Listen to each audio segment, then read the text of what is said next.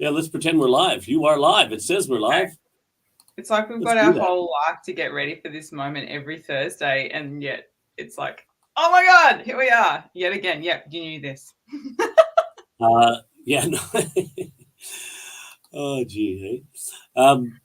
So we're live. What are we going to talk about today, Lisa? What are we covering today? Last week we talked about purpose, the purpose of purpose, and I believe today we're the value of values. Yeah, let's roll with that. I'm enjoying that theme a lot. The value of values. I think that sounds like a great idea. Yeah. And I think this has been interesting because we put a lot of content up the last, actually, just in the was it yesterday and the day before, last couple of days, because the week is short, isn't it? And there's been a lot of feedback already in the content we've put up in terms of this post around values and the value of values. So in today's live stream, hopefully we'll address some of that. And we'll talk about some of the comments that have come through. But also, please, if anybody has any comments while we're doing this live stream, to put them up.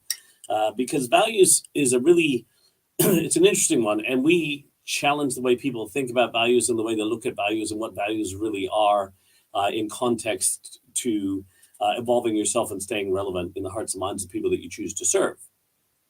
So on this live stream today, we're going to cover three key things. We're going to talk about the why and what of values, why you should have values and what values really are. Then we're going to talk about how to craft your values. And then the last part, we're going to talk about how to lead, live, and love your values and 2 simple things you can do to bring your values to life straight away every day. Okay, so that's what we're going to cover in today's live. I'm going to, won't be whiteboarding today, which I don't know if that's a good thing or a bad thing, but that technology-wise, we'll be not trusting the technology gods in terms of our whiteboarding. So let's get into it. Why and what to have values. And the first thing I want to start off with, which is a cover photo from, I think, a lot of the content that we put up as a part of it, is this concept around having values that are very commonplace and what we call S.H.I.T values. And they're not, that's not me swearing, by the way, that's just an acronym. Service, honesty, integrity, trust. And this is one of the comments about it, saying, well, this is what people want to hear. And it's really interesting to me. So I'd love to know people's take on this, because we believe that service, honesty, integrity, trust, and values like that are very commonplace values. And they're what we call price of entry into having a business, price of entry to being a good human being. My whole thing is, like, if you have to tell me that you value service and you're in a service business, like, that should be like a no shit Sherlock, really. And then if you look at honesty and integrity, and the reason why I use this photo here, if anyone remembers Enron way back in the day, probably about 10 or so years ago, they had honesty and integrity as their number one core value at Enron. And then all the directors ended up in jail, and hence the picture there, right? So saying you value these things and then actually just demonstrating it is a whole different thing. If you look at Volkswagen many years ago, I think, Lisa, it was about 5 years ago that they had the emission scandal that went on. They had care and sustainability for the environment as their number 2 core value. And then they were trying to go around emission testing. So if you also look at the top Fortune 500, you name it, Fortune 500, and you look at all the values of all those Fortune 500 companies, what do you think are the values that would show up the most? Service, honesty, integrity, Trust. Maybe trust, yeah. Maybe. Yeah. And so please understand, let me be very, very clear on this. We're not saying that you shouldn't value those things. We're saying that that is just price of entry into having a business. Absolutely. Okay. And so when we're talking about values with our clients and people, we challenge them to go beyond the price of entry into having a business. Okay. Yep. So the difference between when we're talking about core values and what traditionally may be perceived as core values is we're looking at what makes you unique in the way you think about the problem you're passionate about solving in this world today. Mm-hmm.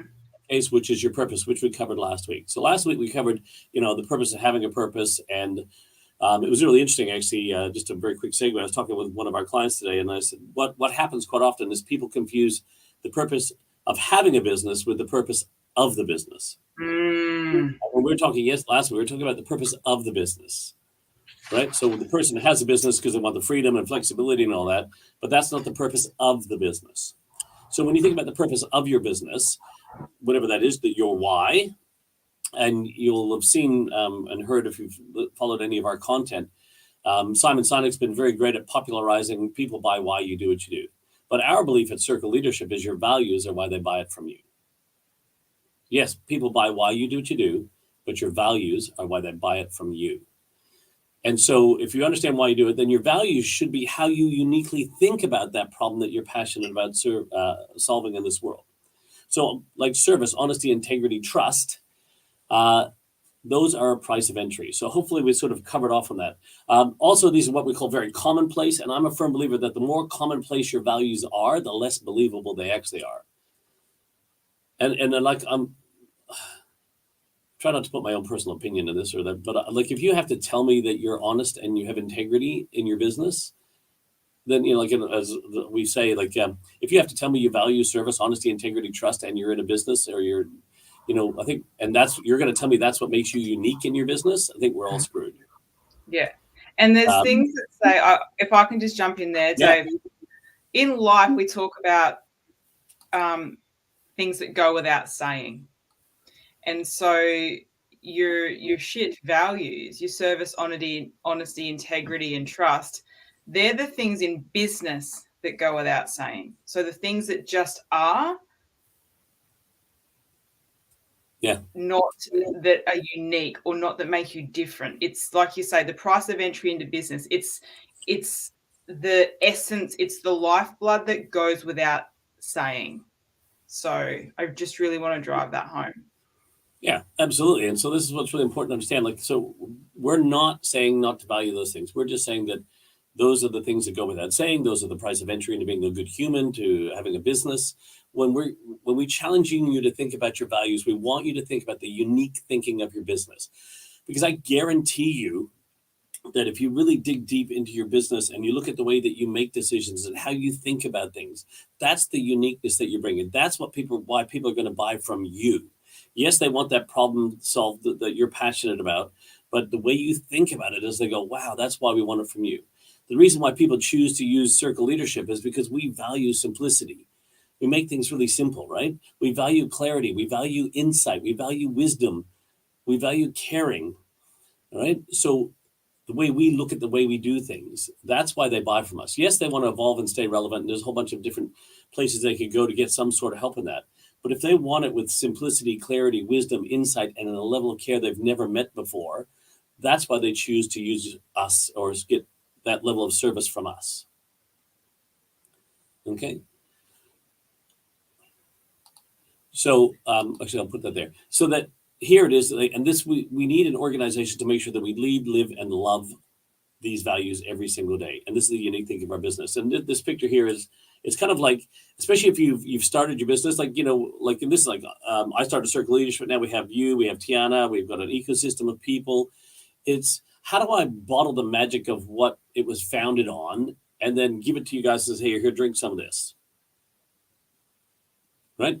Because that's the point of it is saying, in a lot of organizations, you'll find the owner, the business owner, whatever, who started the business got this amazing reputation. And then all of a sudden they got more work and they needed to hire more people and the business evolved or grows. And then all of a sudden they add these more people. But then all of a sudden, all the things the business stood for, all the things that made it unique get diluted along the way. They didn't drink the KoolAid. Correct. Yeah, absolutely. And so like the good KoolAid. The good kind. Right. And so just to wrap up on that component, we really believe that your values are the guardians of your purpose.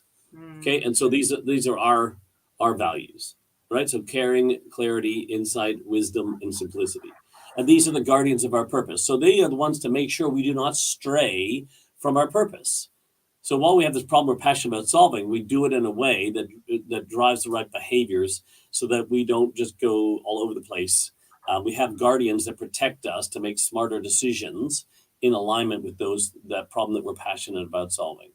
And going back to the way that we met and how synchronous our evolution has been together on this journey. Just as you were speaking then, Dave, the reason why people do business with Circle Leadership, I loved absolutely everything about the content that you were delivering at that conference that day. And just now, I was this many years old when I realized it was the simple nature in which you delivered that made the cluster truck of the complexity of my entire life up until that point make sense. And it was the simplicity value. And then when you define that as freedom from complexity, I was like, this guy, this is the guy. And it was through that value of simplicity, that I was able to see the purpose, see the vision, see the mission, get around it. It was that essence that was my KoolAid. I was like, Awesome. oh yes, it was our values, but in particular our value of simplicity, because you were delivering the content from that space through that lens. I was able to get around that. So yeah. Yeah, awesome. Thank you for sharing that. I didn't know that, but thank you. That's cool. I didn't know it till just now either. So anyway. Well, I was this many years old when I found out too. That's awesome. But see, like, and to me, like, that's just another example of the power of like values, right? Especially when it's unique. But if I said, hey, you know, and I demonstrated honesty, integrity, trust, and service, there would be nothing. There'd be nothing mind-blowing about that. Yeah, that's right. Like, should we sit around the fire and sing Kumbaya and like skip around and stuff? Well, I don't mind. It's fun, but it's not doing any kind of huge effective impact in the world. Yeah. So when let's put this into play a little bit. So we talked about, you know, the difference between SH/IT values and really getting into the unique thinking of your business. There's a difference between the commonplace and the magical values too. Please don't get too fluffy with your values. You know, the love your work stuff. And, you know, I think that your values need to be practical magic. So they have to have a practicality so your team can use them to make smarter decisions, but they need a little bit of emotional context to them. Okay, so make sure and we'll talk about crafting them in a moment, but what it does is it starts to help you build this, what we call decision-making process or decision-making filters in your business. And we've already talked about purpose last week. So purpose is the first decision-making filter. So you're able to go, hang on, does this serve our purpose, yes or no? And if it's no, then you send it away. But the next thing is the guardians of our purpose is our values. And this is where it gets a little bit different again, because most people say, well, it doesn't align with our values, so we're not going to do it. Well, what we look at is, well, hang on, does it reject at any of your values? Right? Because my values don't have to be the same as yours. But if one of mine rejects at yours, then we have a situation we have to deal with. Because once again, they're the guardians. They're there to go, thou shalt not pass. That was my best Gandalf. It was, don't be a day job. It was a good try, though. Thanks. E for effort. But when you look at this, it's saying, do they reject at any of our values? So this misconception that our values have to be in alignment, they have to be exactly the same. No, I'm saying you just got to make sure they don't reject at any of yours. Just like we won't work with people who don't value their people, who don't see their people as people first. If organizations treat their, and in the theme of this week's values chat, if organizations treat their people like shit, we're at Circle Leadership, we just won't work with them. Not because there's a value misalignment, but because there's a full-blown, full-body rejection of our values of caring in that space. Yeah. Yeah, 100%. And so they don't even get past the rest of it. So then it gets sent out. Right? So this is what we're going to be helping everyone to build through these live streams. As last week we talked about purpose. So does it serve our purpose, yes or no? Does it reject at any of our values? But I wanted to bring this up so that you understand, like, that part of it is, does it reject at any of our values? All right? It doesn't have to align to, but does it reject? So be very clear on that when you're looking at using your values in your organization. All right, so let's talk a little bit about, actually, I'll come into the craft. Let's talk about crafting your values first. So when you're building your values, okay, so if you want to, firstly, please understand, it's really should be labeling the unique thinking of your business, right? This isn't say, hey, let's decide what we should value. It's really digging deep in going, what is it that actually makes us unique in the way we think about it? That's the question you need to ask yourself. When we look at the problem we're passionate about solving in this world, what makes us unique in the way we think about that. Okay. And then you start putting all those words down, put them all down, brainstorm them all out, what makes us unique. And then what I would challenge you to do with whoever you're doing this with is then to cut it down to 4 to 6. What if you were to all vote on what the top 4 to 6 unique thinkings that we have, what would they be? A great comment from Joe. Yeah, thanks, Joe. And Joe is a genius too. So her work, she's an amazing human being. And so thank you, Joe. That means a lot. I love Joe. Hi, Joe. Thanks, Joe. But when you're doing that and you get your 4 to 6, like write down to, and please understand that these 4 to 6 unique thoughts you have are the ones that we're going to filter every decision through. There's some things we might value over here and things we might value over there, but the 4 to 6, the core ones, are the ones that every decision is going to be filtered through. Okay, and I know there was some practice in the past of having 10, like this list of 10. Hey, you can have as many as you like. We always recommend 4 to 6. Hey, Joe. Yeah, we always recommend 4 to 6. So they're your values. You have as many as you like. But just remember when you get, because but we value this and we value that. What are the ones that we filter every decision through? That all stakeholders must be filtered through as well. It's not just, because the other thing when you're crafting your values, people are thinking about, what's going to look good on our website? What's going to look on our branding? What's going to look good? What do the people want to hear from us?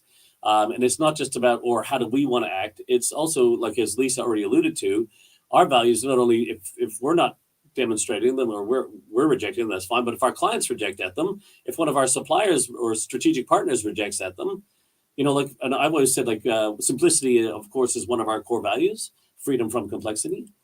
How can we deliver simplicity to our clients if we're receiving complexity from our strategic partners or people in our ecosystem? Okay, so we want to make sure we have to find a way to help free up from complexity in the relationships we have with our strategic partners or any suppliers, with each other, with our clients. So that core value applies to all stakeholders. So when you're crafting your values, 4 to 6 of them, the top unique thinking, they must apply to all stakeholders in your business, right? And it's the ones that we're going to filter every decision through. Then once you've got those, Sorry, Dave. And just on that, I've got a top tip for anybody who's like me. So I have a personal training background, which means that if I can't count on my fingers, then we've gone too high. So I have 5 core values so that I can peg each of them on 1 finger each. And that's been a really cool way. So when you're giving yourself a high five. Simplicity, wisdom, insight, caring. Did you say caring? No, that's the last one's caring. Yeah, I was like, yeah. So 5 is really good because then you can chuck them on your fingers and you don't think about it. It's cool. Yeah. So that's, once again, so there's some thoughts around that. And that's really interesting. Okay, so Joe brings up a really cool point here. And I wasn't going to bring this up, but I will because of Joe's comment. Your values are there to empower your people to make smarter decisions. So one of the things that we do, of course, is like we wordsmith people to death because to us words matter, right? And the fact that we work on the premise, as my good buddy Aidan Parker says, we add value by removing things that don't. So, for example, you might say we value empowerment. Okay, great. So you empower your people with empowerment. Okay, and so we challenge people. I'm not saying you can't value empowerment. I'm just saying, but if your values are there to empower your people to make smarter decisions, that's the whole point of having your values. And if you have to empower your people with empowerment, well, then is that not redundant? And the really cool thing about having values that empower people to make better decisions is 2 things. Number 1, that's a good decision that you don't have to think of yourself. Yep. And number 2, it's not a shit decision that you've got to fix later. Yeah, absolutely. And we'll talk about that. This reminds me of another point I want to bring up in a minute. So understand 4 to 6, get those things, the unique thinking of your business, the ones that every decision is going to be filtered through.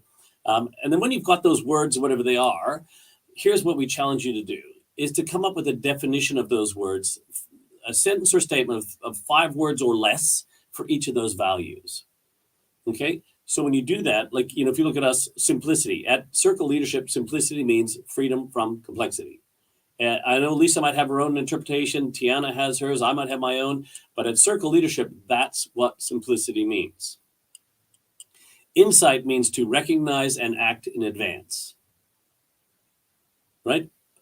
Everyone else can have their own definition. I don't care. But at our organization, when we talk about having insight, it's to recognize and act in advance, which is why we anticipate the future needs of our clients so we can be prepared for that and help them to evolve and stay relevant. And insight is a very important part of that for us. Okay, so we have a value and we have a definition of the value that's 5 words or less, not 5 random words, a sentence or statement of 5 words or less. So if you imagine you have 6 values and 5-word definitions, in 36 words, you should be able to clearly tell me the unique thinking of your business in 36 or less words. So that's how you craft it. Now, also what you can do, and we do this with our clients when we get involved in their organizations, is, so there's our value, there's what freedom from complexity, simplicity, whatever like that. Then we go, and here's a great question to ask your organization, or that I would ask your organization. If I walk into your business and I go, wow, geez, Dave, I look at this stuff and like, everything is really simple. The way you do things, your process flows, the way you work with your clients, your templates, is really, really simple stuff. I don't see any complexity here. And I go, oh, great, Dave. Well, thank you for noticing. Actually, simplicity is one of our core values here. So what would I see happening in your organization to show me that you value those things? You look at all our templates and everything like that. They're very simple. We free them up from the complexity. We create 4 to 6 values, have a 5-word definition, identify 4 behaviors, free it all up from the complexity. Get rid of the words that don't matter. Even in the way that we do those playbooks and the resources, they are so simple. If you had any idea what we do to to get those playbooks ready to go for you, it's so simple. There is no fancy anything with it. No. They're nice, high quality, but there's nothing fancy. No. We've stripped all the complexity out of it. Right. So hopefully now you understand why and what in terms of values, why you should have values from decision-making and all that sort of stuff, and then how to craft them. No more than 4 to 6 words, 5-word definition, identify the behaviors that would show that we demonstrate that, because how I think determines how I act. And the organization that wins, even in the infinite game, is the one that outbehaves the others. And what drives behaviors? How we think. And values are the unique thinking of your business. It's how we think around here. So the other last point I'll make before I jump into using them is how we think around here. We're helping our people learn how to think, not telling them what to think. Very big distinction there. Values are there to tell us how to think around here, not what to think. Because I want Lisa and Tiana and all that to bring their best self to work every day. I just want to give them a set of decision-making filters to filter all their wisdom, their experiences, everything through, and they're going to tell me what they think. I'm just giving them the lens of how to think. Think through the lens of simplicity. Think with clarity. Think with wisdom. Think with insight. Think with caring. And when we do that, tell me what you come up with. Okay? That's why we have those things. That's why they're there. And that's how we talk about empowering. And that point that I said I wanted to bring up later is this is a great time for it, because now as Lisa goes through and she says, hey, Dave, I was thinking about this thing and we found a way to really simplify this. And, I was thinking in advance of this thing. So, and then, looking from the experience, from wisdom, and here's what I think we should do. And I go, oh, that's awesome. Because now I know what Lisa thinks and I know what thinking I want her to have in terms of how we think around here. I can identify how close is she to the thinking that we want to have. And the rest, all I have to do now is coach the gap. Right. And one of the things we talk about, and I remember going through this with Lisa when she first started with us, is about there's no mistakes. If you're filtering through, looking at our purpose and you're filtering through our values, you can't make a mistake. You can just have a missed take. Right? Hey, that was really cool, but have you thought about this or this? Or if we put more emotion in it, or if we did that, what would we do? Take 2. My job is then just to coach the gap all day long. Yep. So that's part of what should. Now I want to just also tick quickly because I know we're getting through in time here. Lisa wants to. Do you want to? You're muted, by the way. If you're. Okay, cool. So I want to talk about this. Here's getting into how to use your values. The first thing I want to share with you is this. This is my good friend Duncan Wardle, former VP of Creativity and Innovation for Disney, and we talked a lot about how to bring innovation and creativity back into the workplace. and shared with him this process we use when we work with organizations from a cultural point of view on how to do that. So we had an awesome discussion, which is why I put his picture in the background. That is definitely not me. But anyway, so if you want everyone's talking about we need to be more innovative in our organization and all this sort of stuff, right? And please understand, I would go through this in a bit more depth, but I'll be very quick about it. Innovation or innovate means in is a prefix for within, and novate is to change or do something different. Have you ever had a novated lease? So the word innovate itself says to change or do something different from within. And when everyone's looking outside for the latest and greatest innovations, I'm assuring you right now that if you actually tap into the people in your organization, there's so much innovation you can get from allowing your people to learn how to think around here, not telling them what to think, and following this concept, you'll get a whole bunch of ideas. And as we talked about in purpose, the best idea wins, not the boss's idea. So innovation. The key to innovation, to having innovation in your organization, is that we need our people to be creative. And I believe every human being on the planet is born creative, although some of it's been conditioned out of people. But we need creativity. But the price for creativity, the key to creativity is freedom. We need to make sure our people are free to think. The price of freedom to think is responsibility. They have to be able to take responsibility of the work that they do.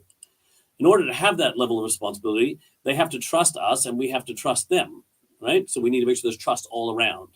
And the way to create that is having a system of shared values. So Lisa and Tiana and anyone in our organization knows if they're thinking through the lens of that, they can never do anything wrong. All it is coaching the gap and going, hey, what about this and if that? And then more and more to come up with ideas and be more innovative in the way we can serve the people that we choose to and how our organization can evolve and stay relevant. So innovation from creativity, from freedom to think, comes from responsibility, comes from having trust, driven through shared values. Okay?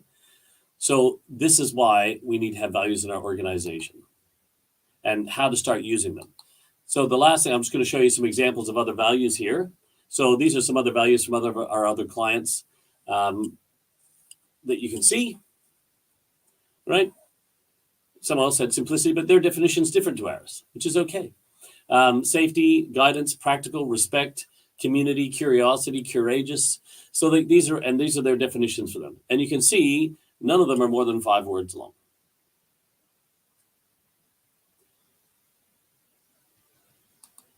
All right, so there's a couple last points I want to make that I'd like to share with you. Last things I want to share with you is actually the 2 ways to bring your values to life as quickly as humanly possible in your organization.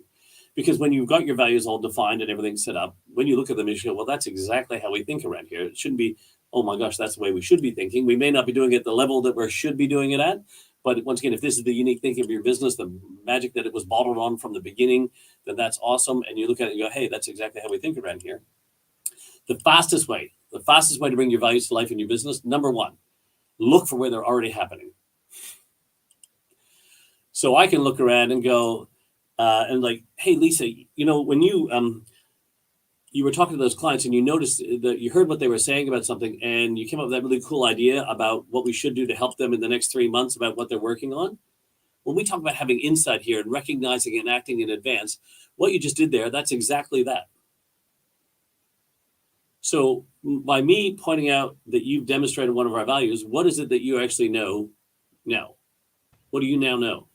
I know that I'm thinking and acting within the lens of our values, and you've coached me on that. Yeah, and to reinforce that. And you know that I know that you're doing it, right? So that Dave has recognized that I'm doing that, because remember, building trust, and that they're there to empower you to make smarter decisions, and also that to know that I believe in you. Purpose is something to believe in, and the values are to know that someone believes in you. So you know that I believe in you because I read, hey, that stuff that you're doing, that's exactly it. So you know what it is, you know what it looks like, you know I believe in you, and guess what you can do? More of it. I've now got space to go further into that moving forward. Yeah. And then it allows me just the opportunity to continue to coach to the stage where I probably never have to. And then I don't have to do any thinking because you're doing the thinking and you're bringing your best self to work and thinking through that lens. Now, in the last 30 seconds here, I'm going to also give you the second best way to do it, which is to start every single conversation or bring into every conversation your values. So one of the example, like clarity, is a profound sense of understanding. And we could be looking at something and said, if we had a real profound sense of understanding of this, is this exactly what we'd be doing? Is this what it would look like? And if we go, yeah, absolutely, then we know we're living that value. If not, it'll tell us where the gap is. Like, no, if you really had a profound sense of understanding, we would probably know this, this, and this. Okay, great. Let's go get that.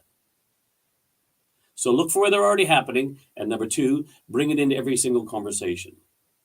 So now you know why and what of values, you know how to craft your values, and then you know how to use them. So please, when I go in there and I say, hey, do you have your values? And you go, yeah, I've got them. I say, great, what are they? And they go, where's that poster? Where's that magnet? Where's that thing on the wall that's been there for a while? All right. So that's what we want to cover today. Next week, we're going to talk about vision. So we've talked about purpose, values. Next thing, we're going to talk about vision, the third ingredient of building like an amazing culture in your organization. The three things people are looking for in every business. We've covered the two. Next week, we're going to cover the third. And I want to take the opportunity to wish everyone anywhere in the world a very safe and happy Easter. If you're going away, if you're traveling, please do that safely. We'd love to see you back here next week. And thank you for all those people, Joe, Deanna, and whoever else jumped onto the live stream today. Thank you so much for your commentary, and for everybody who's commented on all the post on social media. We really value it. Values are fun with friends. All right. Go enjoy yourself. Make smart decisions. Use your values. And we look forward to seeing you. Oh, by the way, if anybody wants a link to the workbook, just put #valuesguide in the comments. #valuesguide, and we'll give you a copy of the workbook, which goes through all this sort of stuff so you can start crafting your values. Other than that, great thing to do over this long, strong end. Yeah, absolutely. So have a great one. Take care, and we'll see you guys all next week.